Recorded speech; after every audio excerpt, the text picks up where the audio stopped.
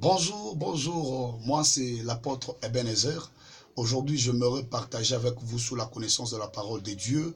J'ai une église, c'est l'église Mission Évangélique Armée de Dieu. Alors, partant ça, j'aimerais certainement que nous puissions partager sur le Saint-Esprit. C'est quoi le Saint-Esprit? Le Saint-Esprit, c'est un Dieu vivant incarné dans une personne. C'est la raison pour laquelle, quand Paul avait eu des embûches avec les barbares ont fini par dire, toi tu es un Dieu. C'est-à-dire, si Dieu est dans une personne, si Dieu est dans la vie de quelqu'un, cette personne est identifiée par tout ce qu'il est en train de faire. Raison pour laquelle Galates chapitre 5, le verset 22 nous parle de fruit du Saint-Esprit. C'est-à-dire, si Dieu s'incarne dans une personne, il y a le fruit qui apparaît. Et quand ce fruit apparaît, c'est là qu'on dit, on reconnaît le fruit par l'arbre ou l'arbre par ce fruit.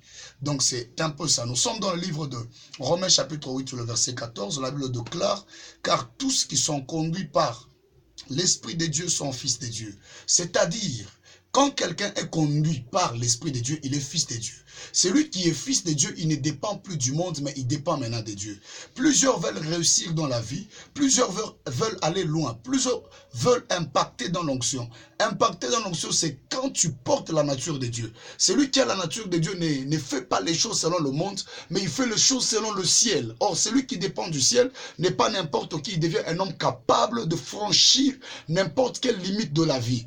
Raison pour laquelle j'aimerais que tout un chacun qui est en train de me suivre, qu'il soit branché et qu'il soit connecté à la connaissance de la parole de Dieu ou à l'incarnation dans Dieu. Amen. Donc, j'aimerais certainement que tu puisses être celui qui va vivre avec l'Esprit de Dieu, celui qui va faire des exploits par l'Esprit de Dieu. Chers bien-aimés, la plupart des gens dans ce monde, ils ont échoué la vie, voulant imiter les autres. Or, la Bible déclare, soyez mes imitateurs. Donc, c'est-à-dire, celui qui imite Dieu devient Dieu, parce que le caractère de Dieu s'imposera à lui et il fera des exploits avec Dieu. La Bible dit, avec Dieu, nous ferons des exploits et il écrasera nos ennemis. J'ai besoin que vous puissiez vous abonner massivement, afin que nous puissions continuer à parler de la part du Seigneur et démontrer l'Esprit de Dieu dans une personne. Que mon Dieu vous bénisse et abonnez-vous, afin que nous puissions bien aller et bien être côté pour la gloire du Seigneur. Ciao à tout le monde.